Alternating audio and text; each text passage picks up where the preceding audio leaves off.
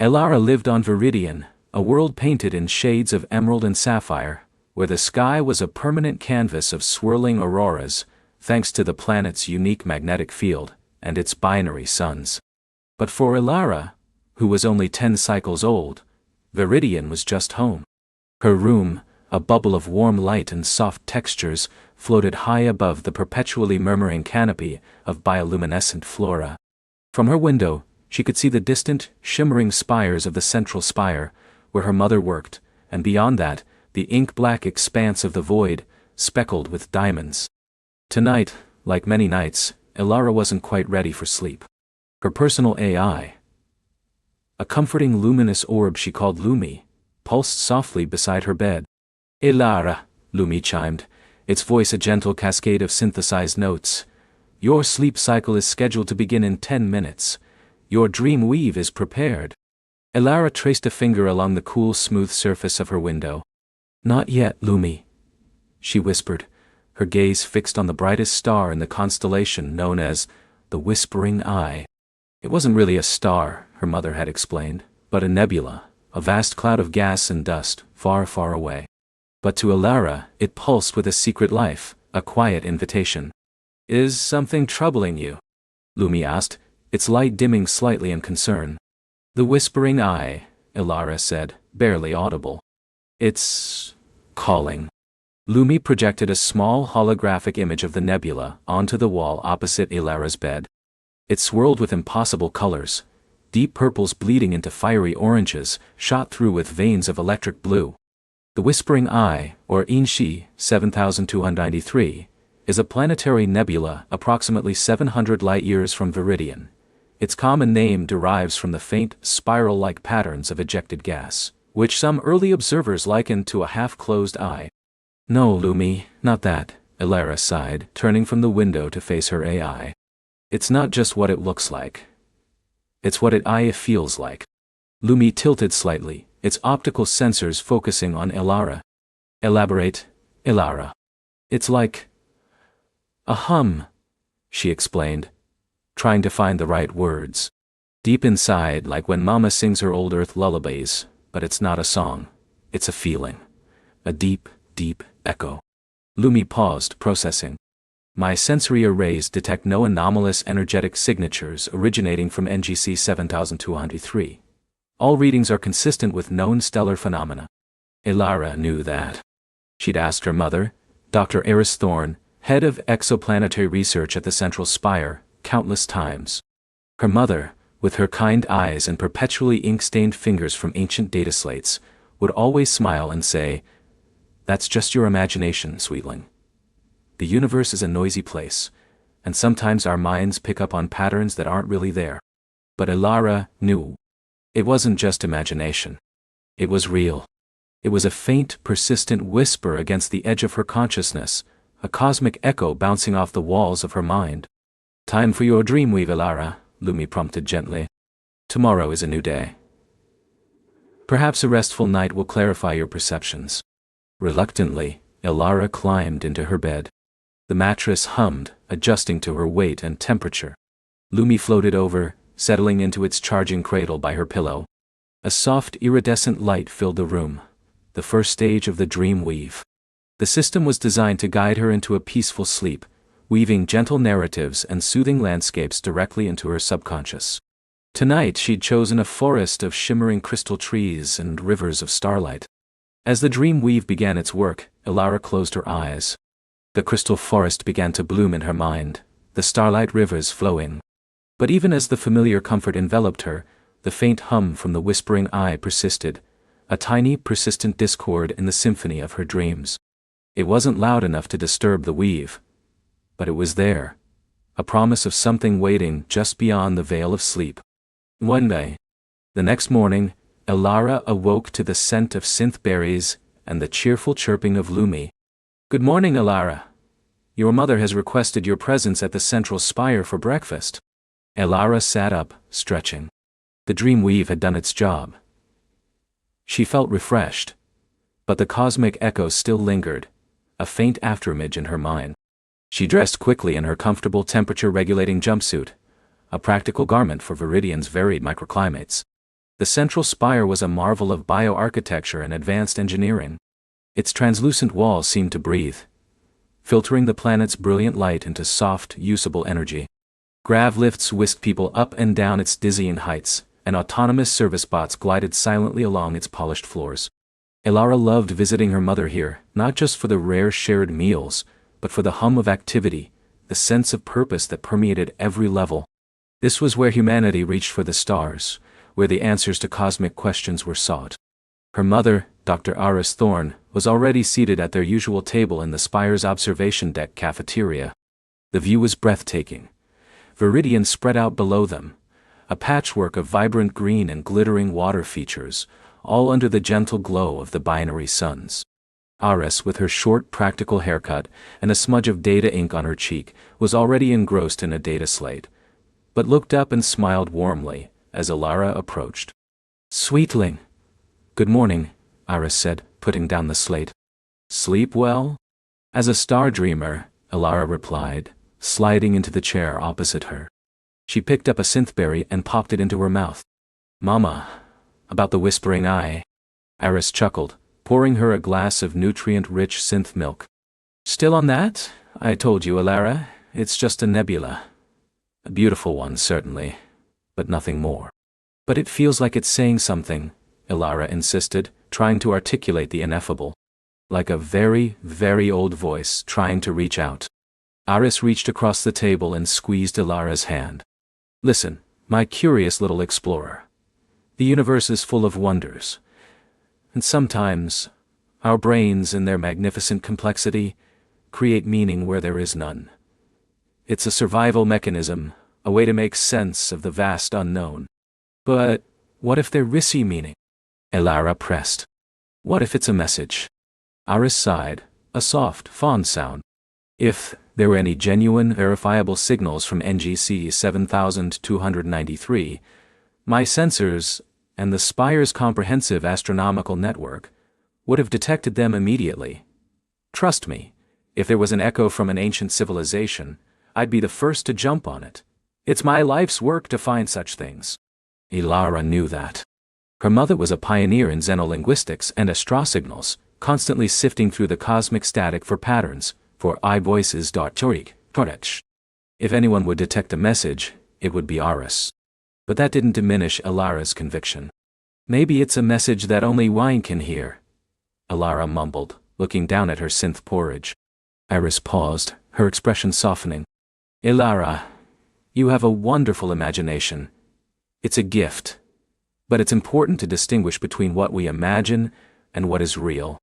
She picked up her data slate again, but before she could immerse herself, she looked at Elara with a playful glint in her eye. "Tell you what. After my shift, if I can pull myself away from the latest analysis of the Proxima Centauri exoplanet survey, we can go to the Spire's primary observatory. We can look at the whispering eye through the long-range optics. Perhaps seeing it up close will satisfy your curiosity." Elara's face lit up. "Really? With the Eye of Eternity telescope?" "The very same," Aris confirmed, smiling. "But only if you promise to finish your breakfast and try to focus on your hollow lessons today. No daydreaming about ancient alien whispers, all right?" "I promise." Elara grinned, a genuine smile this time. The Eye of Eternity was a truly magnificent instrument, capable of resolving details light years away. Perhaps seeing the nebula through its powerful lenses would clarify things. Or perhaps it would only strengthen her conviction. The day crawled by. Elara diligently attended her hololessons, learning about the terraforming of Viridian, the principles of gravlift mechanics, and the history of interstellar travel. But her mind kept drifting to the whispering eye, to the promise of the observatory. Lumi, ever the diligent companion, kept her on track. "Elara, focus on the bioengineering applications of the Xylosian root system. Your attention seems to be elsewhere." "I know, Lumi," Elara whispered, "but I'm going to see the whispering eye tonight with Mama. With the Eye of Eternity." "A commendable opportunity," Lumi acknowledged. Visual data acquisition can be highly beneficial for contextualizing abstract perceptions. Finally, as Viridian's binary suns dipped below the horizon, painting the sky in fiery streaks of orange and violet, Eris's comm unit chimed. Elara, I'm ready. Her mother's voice came through. A little tired, but still warm. Meet me at level 700, the primary observatory access. Elara practically flew to the grav lift. Lumi zipped alongside her, its light a beacon in the softly lit corridors. Level 700 was usually off-limits to children, a hushed realm of glowing consoles and murmuring scientists. The air here was different, charged with the quiet intensity of discovery. Eris met her at the entrance to the observatory, a vast, domed chamber where the ceiling was a retractable aperture, currently closed. Ready for your grand tour, little stargazer? She asked, ruffling Elara's hair. More than ready. They walked towards the central console. The Eye of Eternity was not a visible telescope in the traditional sense, but a series of interconnected optical arrays embedded within Viridian's upper atmosphere, and linked to a central quantum processing unit here in the spire. What Elara would see was a perfect, real-time projection. Aris sat down at the main console, her fingers dancing across the translucent interface. Alright, let's pull up engine C 7293. Coordinates locked. The ceiling of the observatory began to retract with a soft hiss, revealing the stunning star-dusted sky of Viridian. A gasp escaped Elara's lips. Even though she saw it every night from her window, seeing the full, unadulterated expanse was always breathtaking. The auroras swirled above them, painting the blackness in greens and purples. Then, slowly, a shimmering image began to coalesce in the center of the dome, projected by an advanced hollow emitter. It started as a blurry smudge, then sharpened, colors deepening, details emerging. It was the Whispering Eye. Not a tiny speck, but a colossal, swirling vortex of gas and light, filling the entire dome. Its tendrils of purple and orange seemed to reach out, beckoning. It was more magnificent, more terrifyingly beautiful than Elara had ever imagined. Incredible, isn't it? Aris murmured, her own voice tinged with awe. The sheer scale of it. To think that this is the final breath of a dying star, expanding outwards, enriching the cosmos with the building blocks of new worlds. Elara couldn't speak. She just stared, her heart thrumming. And there it was. Not a sound, not a literal hum, but a resonance, a deep, pervasive EA feeling that vibrated within her. It was stronger now, amplified by the sheer visual presence of the nebula. It wasn't just a pattern of light and gas. It was a vast, ancient entity, and it was reaching out. Mama, Elara whispered, her voice trembling. It's speaking. Aris, still admiring the projection, turned to Elara, a gentle smile on her face. It's certainly majestic, sweetling. I can see why you feel such a connection. It's a reminder of how small we are, and yet, how much potential we hold to understand these wonders. No, Mama, it's not just that. Elara pointed a shaky finger at a specific swirl of incandescent gas within the nebula, a particularly bright, almost crystalline knot of energy. Right there. It's like a memory, or a dream trying to be remembered. Aris leaned closer to the console, tapping a command. Lumi, run a high-resolution spectral analysis on that specific region Elara indicated. Prioritize for unusual energy signatures or structured emissions. Lumi, who had been quietly observing, complied. Analyzing. Processing. Initial data suggests standard elemental composition for a planetary nebula: hydrogen, helium, oxygen, nitrogen. No anomalous energy spikes detected. See? Aris said gently, turning back to Elara. It's just light and gas, Elara. Beautiful, but inanimate. But, Elara shook her head. She felt it, an undeniable, palpable pull, like a faint magnetic field tugging at her very core. She closed her eyes, trying to focus on the feeling, to decipher the ineffable message. It wasn't words. It was a story. A feeling of immense age, of quiet waiting, of a secret held for eons. And then, a flash. A brief, almost subliminal image in her mind. Not of the nebula, but of a symbol. A swirling spiral like a galaxy, but with a distinct, almost crystalline structure in its center. She gasped, opening her eyes. A symbol. I saw a symbol.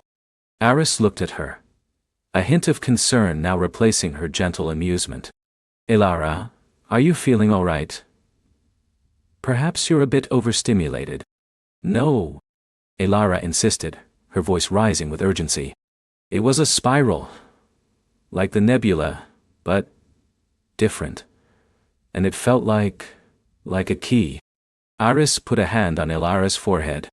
No fever. Lumi, please run a bioscan on Elara. Check for any unusual neural activity. Lumi complied. Bioscan complete. Elara's vital signs are normal. However, a slight elevation in frontal lobe activity is noted, consistent with heightened emotional or cognitive engagement. See, Mama? I'm not sick. I saw it. Elara felt a surge of frustration. How could she explain something so profoundly internal, so undeniably real to her, when her own mother, a scientist who lived for discovery, couldn't perceive it? Iris, however, looked thoughtful. She stared at the projection of the whispering eye, then back at Elara. A spiral, you say? With a crystalline center? Yes, exactly. Iris's fingers moved across the console again, her expression serious now. Lumi cross-referenced known ancient glyphs, archaeosymbols, or theoretical xenolinguistic patterns with Elara's description. Focus on spiral motifs, especially those with central crystalline or fractal structures. Lumi chimed. Executing search parameters. This may take some time given the vastness of the databases. They waited in silence, the colossal image of the whispering eye swirling above them. Elara felt a shiver of excitement mixed with apprehension. What if Lumi found something? What if her imagination was actually a pathway to something real? Something profound? Minutes stretched into what felt like an eternity. The hum within Elara pulsed, growing subtly stronger, as if in anticipation. Then Lumi's voice broke the silence, a distinct shift in its usually calm tone. Query complete. One match found. Probability of accidental correlation, 0.0001%. Aris straightened, her eyes wide. A match? Lumi? Display it. On a smaller screen adjacent to the main console, a new image appeared. It was a symbol. A spiral, intricately rendered, with a clear, almost glowing crystalline structure at its heart. It was exactly as Elara had seen it. This symbol, Lumi explained, its voice now laced with an almost academic excitement, is designated the helix key in various theoretical archaeoastronomy archives. It was first theorized by Dr. Kalen Vane, a pre-Viridian xenolinguist, who proposed it as a potential universal signature of highly advanced non-carbon-based life forms. However, no physical or verifiable instance of this symbol has ever been recorded. Aris stared at the symbol, then at Elara, her face a mixture of shock and dawning wonder. Dr. Van. His theories were considered fringe, even by his contemporaries. He believed certain cosmic phenomena were not random but encoded with information, a kind of cosmic language that bypassed traditional communication methods. He was right, Elara whispered, a profound sense of vindication washing over her. The whispering eye. It's speaking a language of symbols and feelings. And I can hear it. Iris slowly reached out and touched the holographic symbol. The helix key. And it's from the whispering eye. You said it felt like a key, Elara. What kind of key? Elara closed her eyes again, trying to reconnect with the feeling. The symbol resonated with the hum, creating a stronger, more coherent resonance. It's a key. To somewhere. Or to something hidden. It feels like a map, Mama. A map to a secret that's been waiting for a very long time. Iris was already back at the console, her fingers flying across the interface, a focused intensity in her eyes that Elara had seen only when her mother was on the verge of a major breakthrough. Lumi, cross-reference. The helix key with all known cosmic anomalies, especially those associated with the whispering eye's known trajectory or gravitational influence. Look for any faint, unusual energy signatures that might have been previously dismissed as background noise. Lumi began its complex calculations, the observatory humming with the effort. The atmosphere was electric. What had started as a child's fanciful notion was rapidly transforming into a scientific enigma. "Elara," Iris said, her voice barely a whisper. "If this is real, if the whispering eye is indeed communicating, and you are its receiver, this changes everything. Everything we thought we knew about cosmic communication, about intelligent life, about the very fabric of the universe." Elara felt a thrill of fear and exhilaration. Her seemingly unique ability, which she had thought was just a strange personal quirk, was now pulling her mother, a renowned scientist, into its orbit. The cosmic echo was no longer just a hum in her head. It was a tangible reality, a bridge between her inner world and the vast, unknown cosmos. Minutes passed, each one pregnant with anticipation. The projection of the whispering eye continued to swirl, its colors seeming to deepen, its tendrils to beckon. Elara felt the symbol, the helix key, almost physically imprinted on her mind, radiating a subtle warmth. Then, Lumi's voice, sharper this time. "Anomaly detected. Gravitational lensing fluctuation, minor but persistent, originating from a region approximately 0.5 light-years behind the whispering eye, relative to Viridian. Previously catalogued as stellar drift echo 7 gamma, dismissed as a localized spacetime ripple." Iris's eyes widened further. "Stellar drift echo 7 gamma? That's what Vane's papers talked about." He theorized that highly advanced civilizations might use subtle gravitational distortions to create invisible pathways or markers, undetectable by conventional means. "Lumi, can you resolve the anomaly further? Can you project a theoretical trajectory, or a point of origin based on the helix key's resonant frequency?" Iris asked, her voice laced with a frantic hope. "Attempting," Lumi replied. The dome's main projection shifted, the whispering eye receding slightly as a new faint point of light appeared behind it. It was tiny, almost imperceptible, but around it, a faint, shimmering distortion in the fabric of space-time was visible, like heat haze. "It's a gateway." Elara breathed, the words coming to her without conscious thought, as if the echo itself was speaking through her. "The helix key. It's a key to a hidden gateway." Iris looked at her daughter, her gaze a mixture of professional awe and maternal concern. "A gateway to what, Elara?" Elara closed her eyes, focusing. The hum was a vibrant chord now, the symbol burning brightly in her mind. The feelings intensified. Ancient knowledge, a forgotten legacy, a desperate plea. And then, a word, not heard, but felt, "Solara." "Solara," Elara whispered, opening her eyes. "It's calling to Solara." Iris frowned. "Solara? That's not a star, not a planet, not even a theoretical construct in any known database. What is Solara?" "I don't know," Elara admitted, a tear escaping her eye. "But it feels important. Like a name. Or a place. And it feels like it's waiting for someone. For why me?"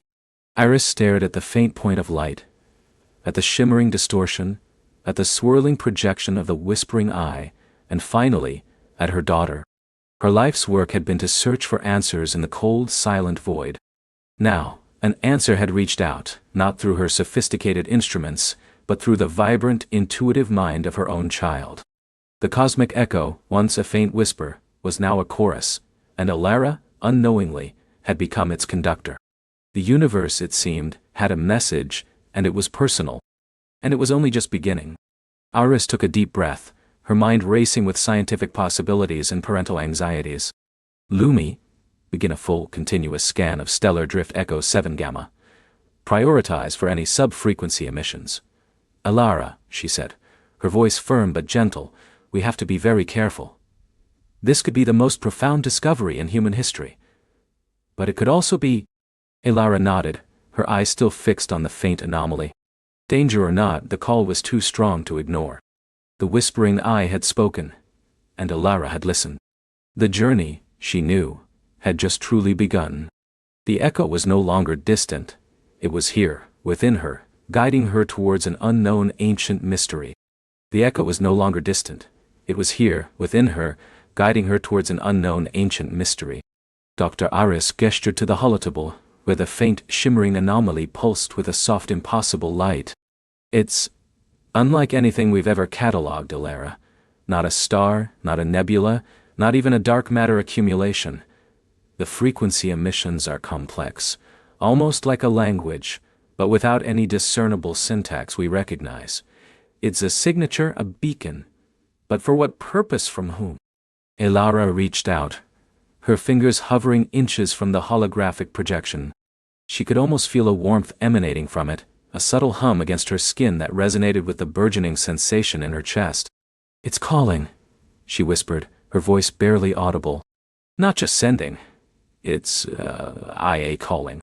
Dr. Aris studied her, a flicker of concern in her usually stoic eyes.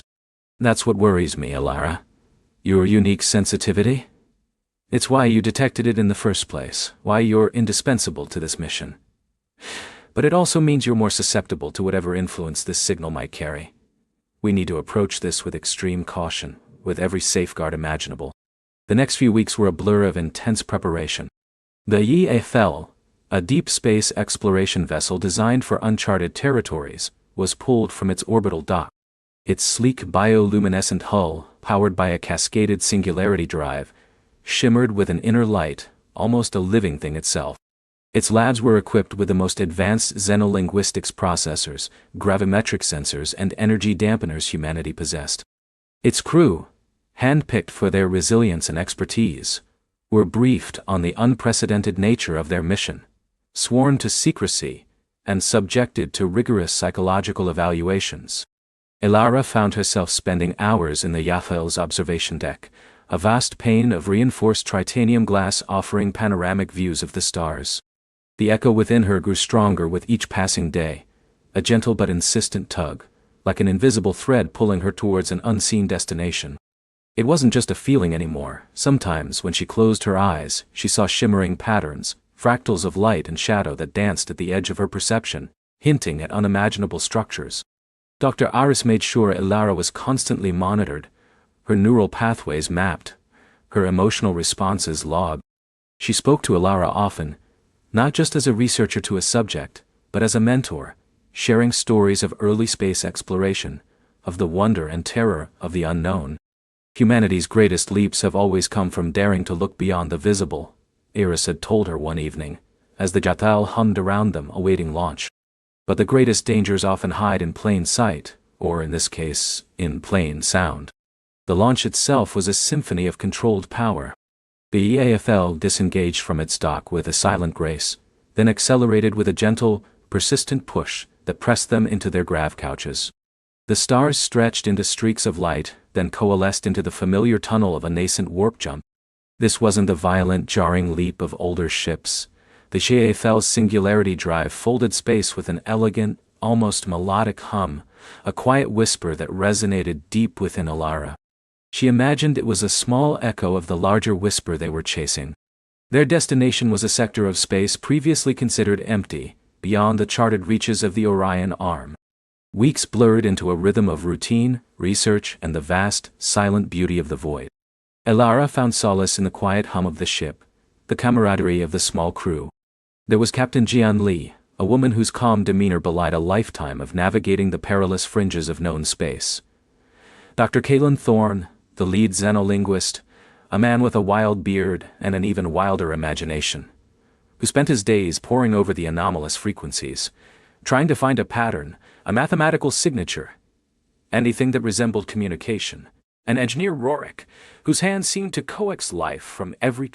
As they delved deeper into uncharted space, the echo within Alara intensified. It wasn't just a guide now. It was a presence. She started to dream in colors and sounds she'd never experienced, waking with a sense of profound longing, of an ancient memory stirring within her. She described these sensations to Dr. Aris, who meticulously recorded every detail, her brow furrowed in a mixture of scientific curiosity and growing apprehension. "The patterns you describe, Alara," Dr. Aris noted one morning, reviewing a neural scan, "they don't align with any known neurological activity. It's as if a new pathway is being forged or an old one reawakened. The signal isn't just external anymore, it's interweaving with your very being." Elara felt it too. It was a beautiful, terrifying sensation. Sometimes the echo would hum a melody in her mind, a tune that spoke of infinite distances and profound peace. Other times, it would pulse with a sharp, almost painful intensity, a warning, or perhaps a question.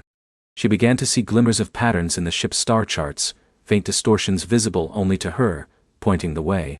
"It's like it's anticipating our moves," she told Dr. Eris, pointing to a subtle shift in their projected trajectory that mirrored a sudden, intuitive urge she'd felt. "It's not just a signal, it's reacting to us." Captain Lee, ever practical, relied on the Yaethel's advanced navigation systems. But she also trusted Elara's instincts. There had been times when Elara's sudden urging to adjust course, based on a feeling, had allowed them to bypass unexpected asteroid fields, or avoid subtle gravitational anomalies that the ship's sensors had only just begun to register. After what felt like an eternity, but was in reality only a few short months of hyper-advanced travel, the Yaethel's long-range sensors began to pick up more than just the faint, distant hum. Dr. Aris, Elara, Captain Lee, Engineer Rorik's voice crackled over the comms, a tremor of excitement in his tone. "We're getting a visual, albeit faint, and the frequency emissions. They're off the charts. It's increasing exponentially."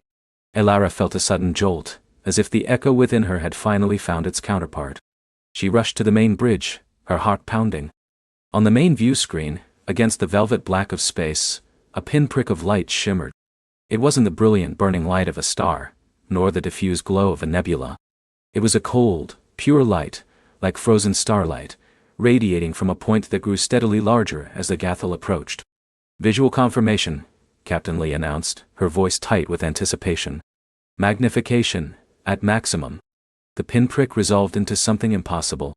It was a sphere, immense beyond comprehension, perhaps hundreds of kilometers in diameter, shimmering with an iridescent glow.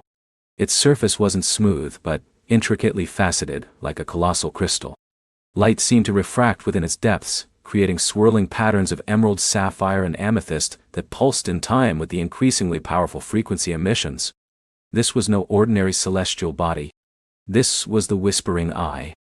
"My gods," Dr. Thorne breathed, his face pressed to the view screen, his wild beard almost touching the glass. It's artificial. Or something beyond our definitions of natural. The scale. It defies current engineering principles," Engineer Rorik muttered, his hands flying over his console, pulling up schematics, trying to make sense of the energy readings. "It's radiating power, not consuming it.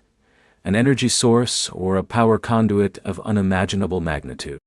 Elara didn't speak. She simply stared, transfixed. The echo within her was no longer a whisper. It was a roaring chorus, a symphony of light and sound that filled her entire being. The patterns she had seen in her dreams, the colors, the shifting fractals, they were all there, reflected in the crystalline facets of the gigantic sphere. It was alive, in a way she couldn't explain, and it was Gao-aware. "Approach vector calculated," Captain Lee stated, her voice regaining its professional calm. "Maintaining a safe distance for initial scans. Dr. Aris, Elara, your input." Dr. Aris, usually meticulous, seemed momentarily overwhelmed. "The energy readings are stable, but immense. No weapon signatures detected. But the sheer power. We need to be cautious. Elara, how do you feel?" Elara finally tore her gaze from the view screen and looked at Dr. Aris, her eyes shining with an otherworldly light. "It's welcoming," she said, her voice soft but firm. "It's been waiting." The Yaethel slowed, approaching the Whispering Eye with the reverence of a pilgrim.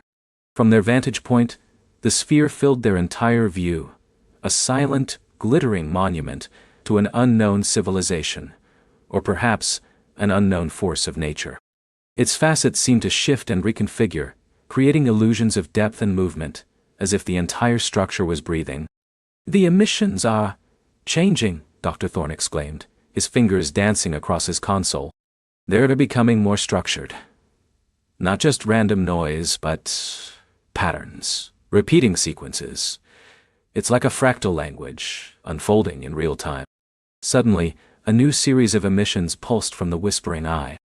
This time, Elara felt it directly, not just as a sensation in her mind, but as a direct input. Images flashed before her inner eye.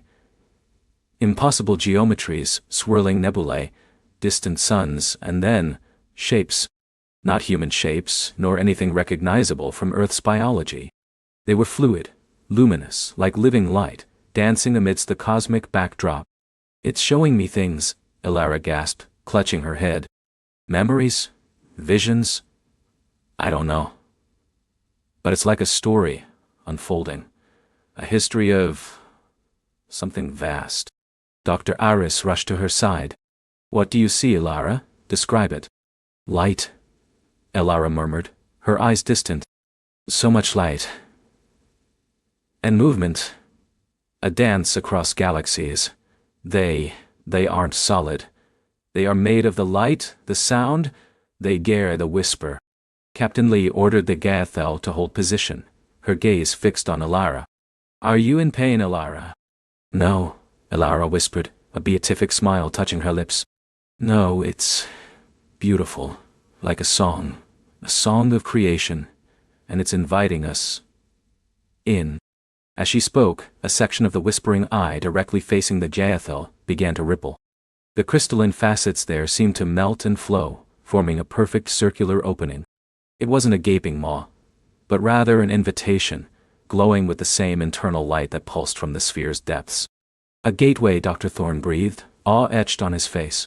"It's opened a way in." Engineer Rorick's voice was strained.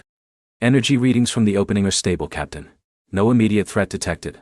But the internal structure, it's beyond anything our sensors can map. It's like looking into a kaleidoscope that goes on forever." Dr. Aris looked from the shimmering gateway to Elara, then back. "This is it," she said, her voice barely above a whisper. "This is the profound discovery, Elara. But we don't know what's inside. We don't know its purpose, its intentions." Elara took a step forward, towards the main view screen, towards the beckoning light. The echo within her was no longer a guide, it was a key, vibrating in resonance with the opening. She felt an irresistible pull, a certainty that her journey had led her to this very moment, to this threshold. "It's not dangerous," Elara said, her voice filled with an unshakable conviction. "Not to us.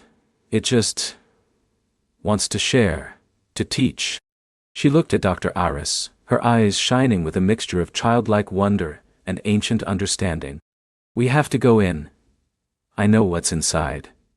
It's a library, a living library of light and sound, of memory and potential. And it's waiting for us to read its first page." Captain Lee hesitated, her gaze sweeping across her crew, then back to the enigmatic gateway. The AFL was built for exploration, for the unknown. This was the ultimate unknown.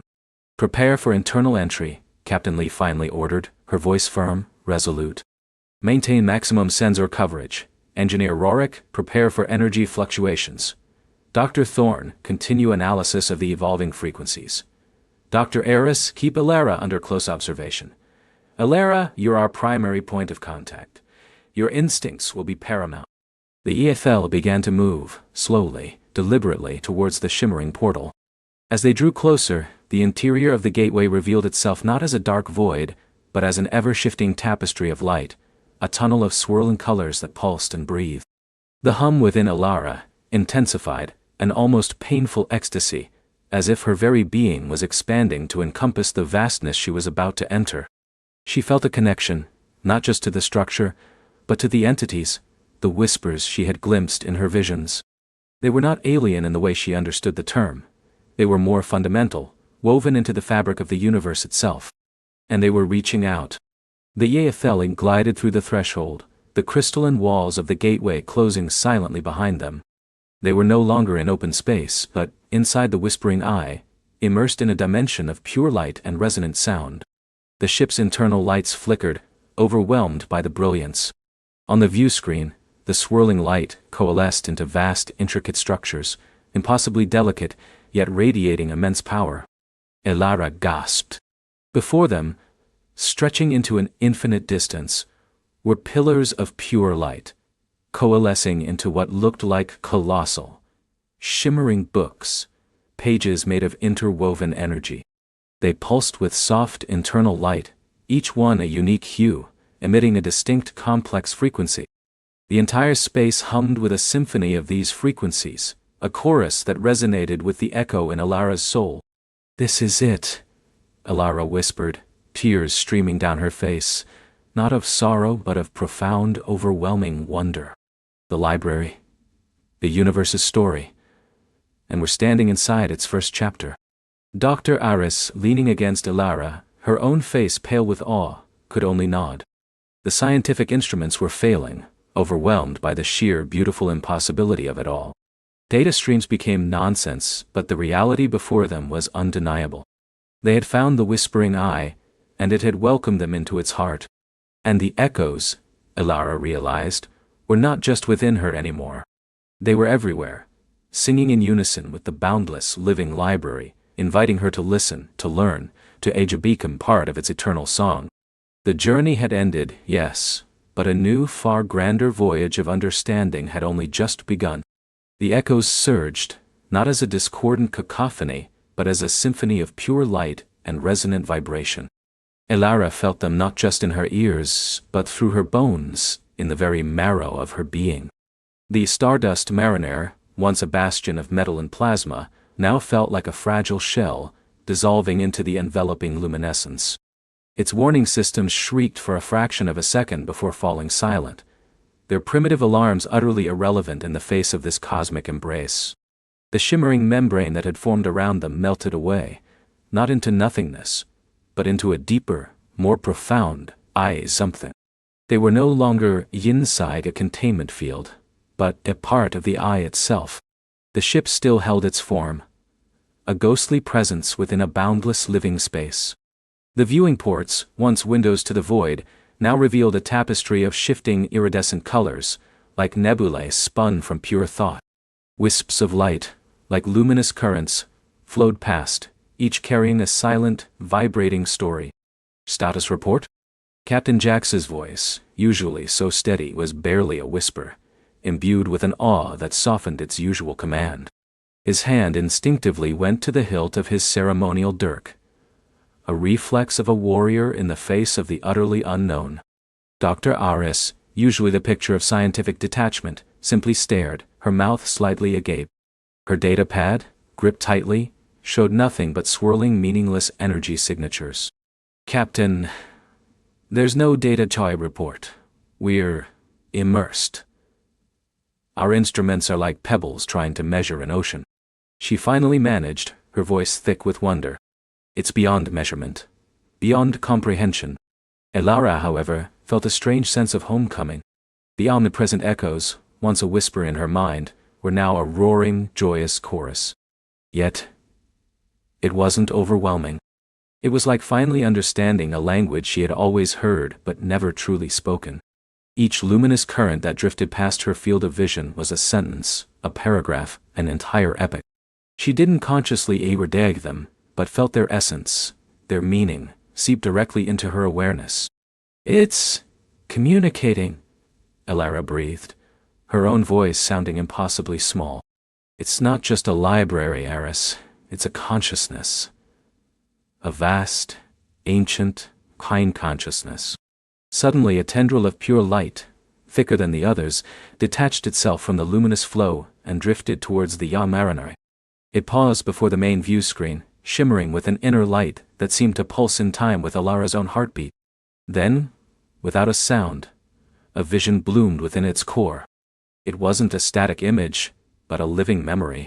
They saw a star system, young and vibrant, its sun a fiery golden jewel. Planets, still molten, orbited, cooling and coalescing. Then millennia sped by in a blink. Oceans formed, continents rose, and life, verdant and tenacious, exploded across a sapphire world. They witnessed the slow, patient evolution of a species, from primordial ooze to tool users, then to starfarers. They saw their triumphs, their art, their understanding of the cosmos. And then, subtly, gently, they saw their decline. Not through war or plague, but a gradual fading, an embrace of a different kind of existence, emerging with a greater consciousness, leaving behind only their wisdom, their stories, their essence within the whispering eye. The vision dissolved, leaving behind a lingering warmth, a profound sense of both loss and ultimate peace. They became part of this? Cale asked, his eyes wide, his usual tactical focus replaced by sheer awe. They didn't die. They transcended. It's a record, Dr. Eris finally said, her voice reverent. A living archive of civilizations, of entire species, of moments in cosmic time. This isn't just data, Captain. This is experience. It's history not written, but lived. Ilara felt the whispers grow stronger, more direct, guiding her. It's inviting us to listen more closely, she said, turning to her crew. To understand not just why happened, but why. To feel the joy, the sorrow, the wonder of those who came before. Captain Jax, always pragmatic, looked at her intently. Ilara, how do we do that? How do we interact? Before Ilara could answer, the ship itself seemed to respond. A gentle thrumming emanated from the decks, not mechanical, but organic. The bulkheads glowed faintly, and the air shimmered with energy. The internal lights of the E-Mariner dimmed, replaced by the soft ambient glow of the eye itself, filtering in through every surface. It felt less like being in a ship, and more like being in a clearing within a vast luminous forest. Then, a new sensation. A gentle pull, not physical, but mental, like an irresistible current drawing one into a warm, inviting sea. It was focused on Ilara, but she felt it brush against her crewmates too, a universal invitation. It wants us to connect, Ilara whispered, feeling a profound sense of trust. Not with our machines but with ourselves, with our minds, our hearts. She closed her eyes, letting the echoes wash over her, no longer trying to filter or understand, but simply receiving. A torrent of images, sensations, and emotions flowed into her. She felt the birth pangs of a galaxy, the slow dance of nebulae, the furious heart of a supernova. She experienced the first tentative spark of sentience on a dozen worlds, the joy of discovery, the sorrow of failure, the quiet wisdom of ancient trees, the silent understanding between celestial bodies. It was too much, yet it wasn't overwhelming. It was like drinking from an infinite well, yet never feeling full, only ever more enriched. When she opened her eyes, she saw her crewmates also standing, eyes closed, faces etched with a mixture of wonder and deep emotion. Cale, the stoic warrior, had a single tear tracing a path down his cheek. Iris, the scientist, wore an expression of sublime understanding, a faint smile playing on her lips.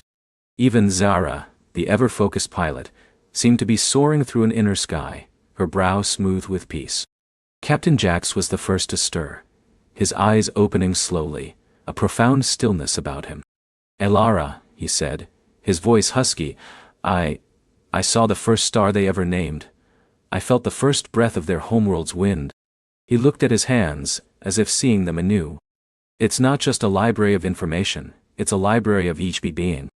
It's sharing its memories, its experiences, Ilara confirmed, feeling a wave of deep connection to the eye, as if it were responding directly to their understanding. It wants us to know that we are not alone, that life, in all its forms, is part of a grand, interconnected song. A new current of light moved towards them, coalescing into a shimmering translucent archway within the Stardust Marinari's common area. Way. It was not a physical arch, but an invitation, a doorway into a deeper realm within the eye. It's inviting us further in, Ilara said, her heart pounding with a mixture of excitement and trepidation. Into different chambers of its memory. Different stories. Jax looked at his crew, then back at Ilara. We came here seeking knowledge. It seems the eye is offering us more than we could have ever imagined. He nodded. Lead the way, Ilara. We follow. With a shared sense of purpose, they stepped towards the archway. As Ilara passed through the shimmering light, she felt a shift, not of location, but of eye perspective. The ship seemed to fade further into the background, becoming an anchor, a familiar point in an ocean of the sublime. They found themselves standing on what felt like solid ground, though it was composed of swirling, luminous particles. Above them, a sky of deep indigo pulsed with silent cosmic fireworks. Before them stretched a landscape that defied description.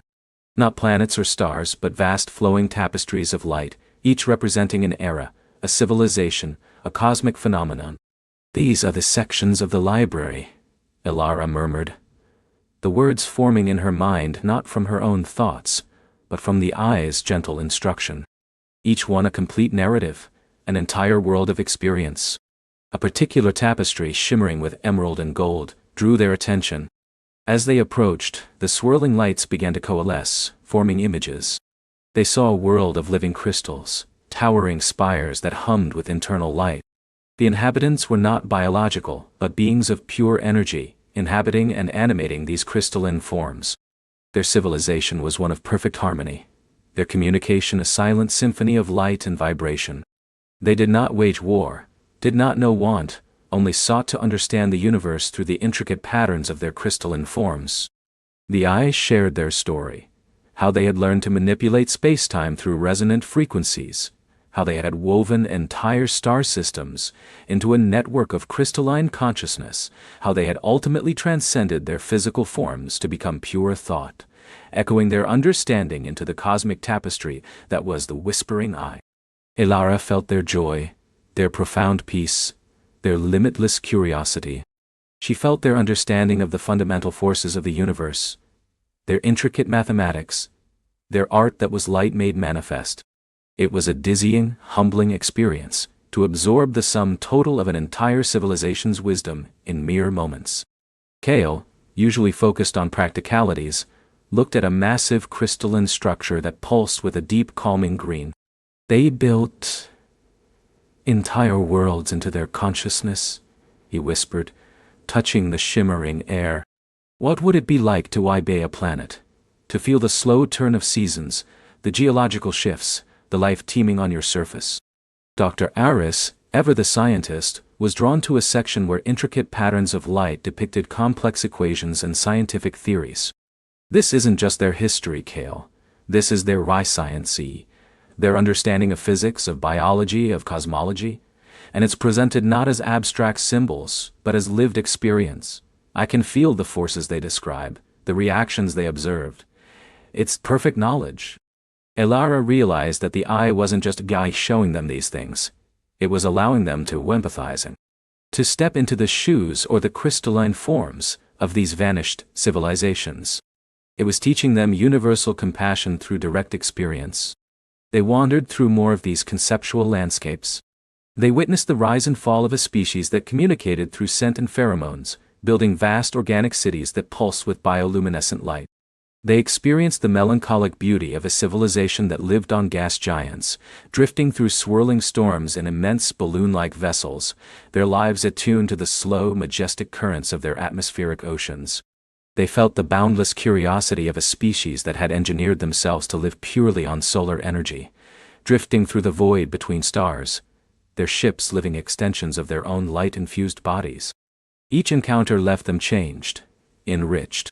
The boundaries of their own understanding, of their own humanity, began to stretch and blur. They began to see the universe not as a collection of disparate phenomena, but as a single, vast, interconnected consciousness, of which they were but a small, yet significant, part. As they absorbed more, Elara's connection to the eye deepened further. She began to sense its own nature, its purpose. It was not merely a passive archive. It was a guardian, a repository, yes, but also a seed.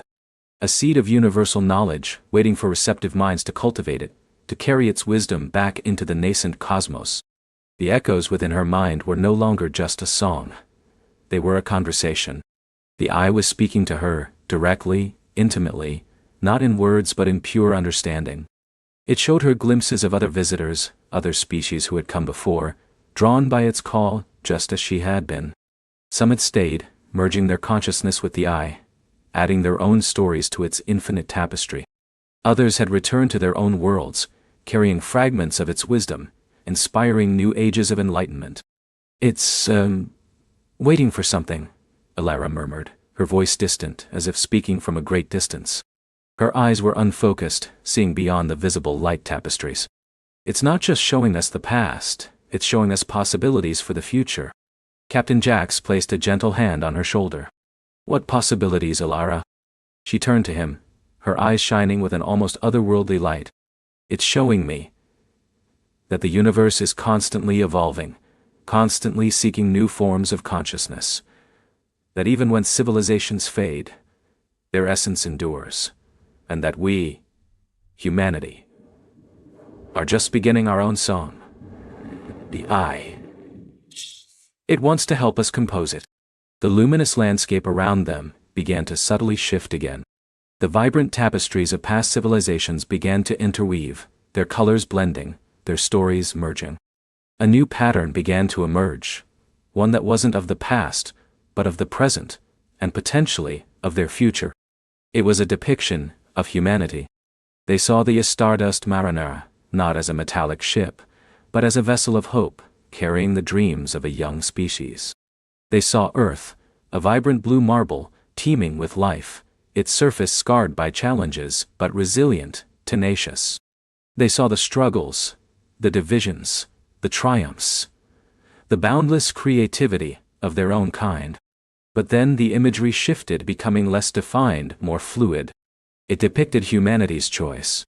One path showed continued division, a slow, inevitable fading into the cosmic background, their story ending before it truly began.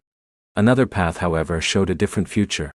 A future of unity, of boundless exploration, not just of space, but of consciousness itself. A future where humanity, enriched by the wisdom of the eye, could become a truly interstellar species, a beacon of compassion and understanding. It's a test, Dr. Aris whispered, her eyes fixed on the evolving imagery. It's showing us the stakes. The choice is ours. But how? Cale asked, his voice raw with the weight of such a monumental revelation. How do we bridge the gap between where we are and that? He pointed to the shimmering vision of a harmonious, star-faring humanity. Elara felt the eye's answer resonate within her. It was not a single grand solution, but 1,000 small ones. It was in listening to the echoes, in understanding the interconnectedness of all life.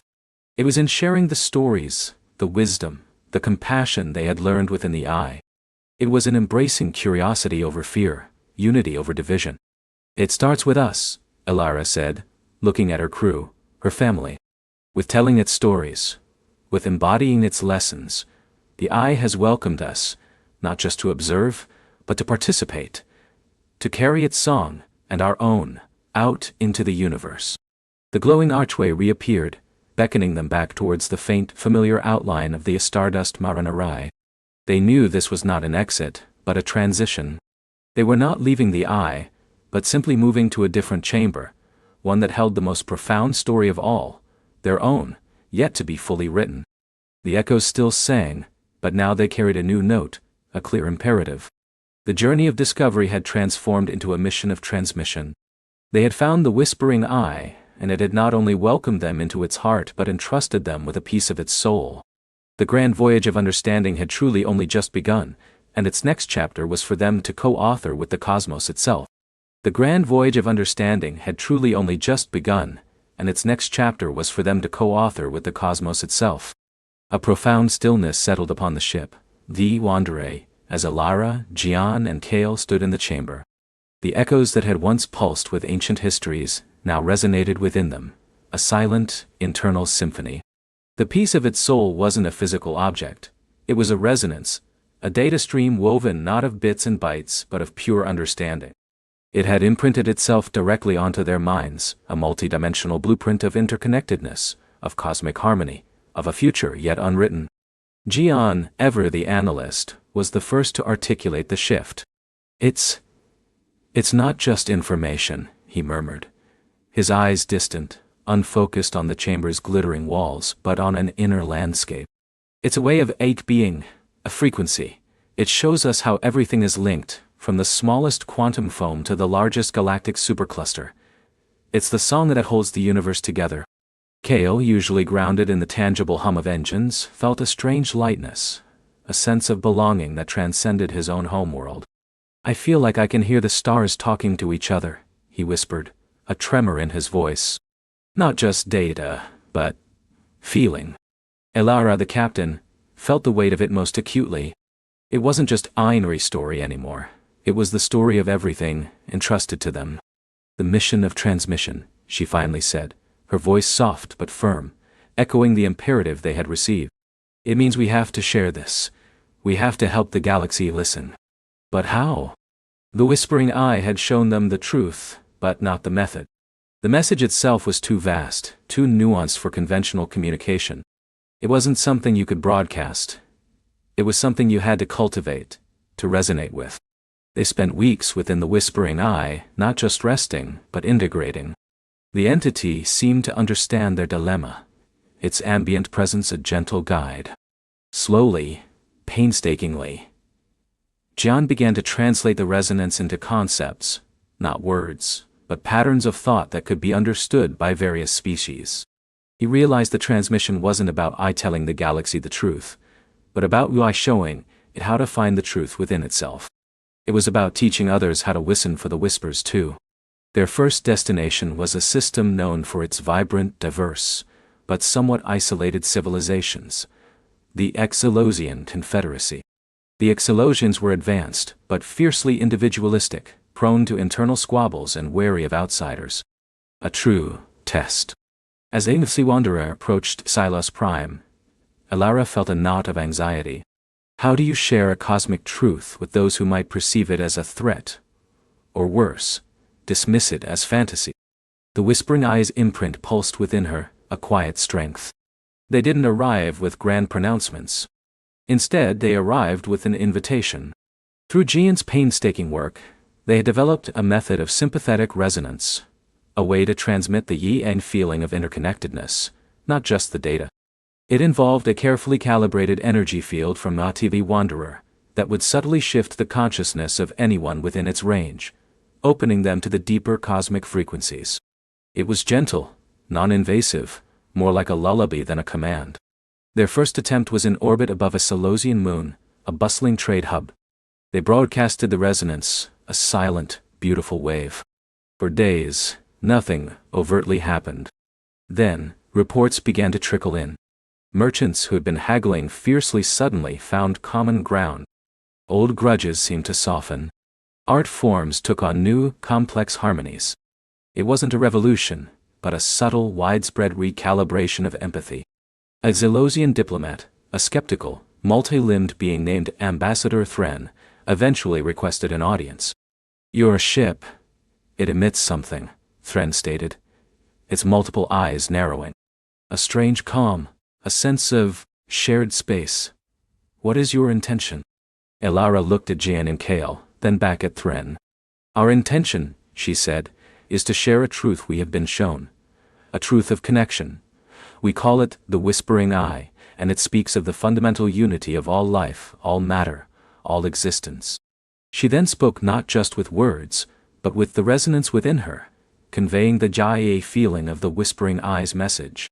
Thren remained outwardly impassive, but Alara could sense the subtle shift in its energy field, a momentary broadening of its perception. A dangerous truth, perhaps. Thren finally said. Unity can be interpreted as assimilation, connection as control. Kale, ever practical, stepped forward. It's not about being the same, Ambassador, he explained, his voice resonating with the warmth of the Whispering Eye's influence. It's about knowing you're part of something infinitely larger, and that your unique note makes the whole song richer. It's about realizing that the stars you look at are looking back, and we're all made of the same stardust. The initial journey was arduous. Some civilizations embraced the resonance readily, finding a profound peace in the revelation. Others resisted, their fear of the unknown stronger than their curiosity. The crew of the Wanderer became cosmic gardeners, planting seeds of understanding, tending to nascent connections, and learning from every interaction. They discovered that the transmission wasn't a singular event, but an ongoing dialogue. The co-author with the cosmos wasn't just a poetic phrase, it was their daily reality. Each civilization that accepted the resonance added its unique interpretation, its own cultural lens, to the grand tapestry of understanding. The Whispering Eye's soul within them wasn't static. It grew, it diversified, it became richer with every shared experience. Years turned into decades. Alara's hair began to silver. Jian's face showed the lines of profound thought and gentle wisdom, and Kale's hands, though still adept at piloting, now moved with a contemplative grace. Bedtime was no longer just a ship. It was a sanctuary, a living library of cosmic empathy. They had journeyed to countless star systems, navigating nebulae, dodging black holes, and crossing the vast silent stretches between galaxies. They had seen the birth of new stars and the quiet death of old ones, all through the lens of the whispering eye's profound connection. They learned that the cosmos wasn't just a collection of disconnected phenomena, but an intricate, self-aware organism, constantly evolving, constantly whispering its existence. The galaxy began to change, subtly at first, then more perceptibly. Old conflicts didn't vanish overnight, but the underlying drive for connection, for empathy, began to grow. Trade routes became avenues for cultural exchange. Scientific discoveries were shared more openly, leading to exponential leaps in understanding. A network of quiet communication, a galactic resonance, began to form, allowing disparate worlds to feel the distant hum of their cosmic neighbors. One day, after nearly a century of exploration and transmission, the Wanderer found itself drifting near a nascent star cluster, its young suns still flaring with primordial energy. Elara, Gian, and Kale stood on the observation deck, looking out at the dazzling spectacle. "We have done what it asked," Gian said, his voice imbued with a quiet satisfaction. "The seeds are planted. The galaxy is listening. The network is growing." Kale leaned against the viewport, a wistful smile on his face. "It's not just us anymore. We taught them how to hear the whispers. Now, they're teaching others." Elara looked at her friends, her family. They had started as explorers, seeking answers. They had become custodians, then teachers. And now, they were something more. Integral threads in the very fabric of the cosmos. The piece of its soul they carried had not just been transmitted, it had grown, blossomed, and become a living part of the galactic consciousness. Our story, Elara mused, it didn't just become part of the cosmos. The cosmos became part of us. They had not returned to their home world. Their home was now the Wanderer, and their family was the galaxy itself. They had become true co-authors, not just writing a chapter, but contributing to an endless, unfolding epic. The journey of discovery had transformed into a legacy of connection. As Elara closed her eyes, she could still feel the gentle hum of the whispering eye, not as a separate entity, but as a part of her own beating heart, a part of the ship, a part of the quiet, beautiful symphony of the universe. The grand voyage of understanding had truly only just begun, and it would continue forever, through every star, every being, every whispered connection, across the boundless night. And as the ship drifted, cradled by the starlight, a profound peace settled over them, a silent promise that the universe in its vastness was never truly alone, and neither were they.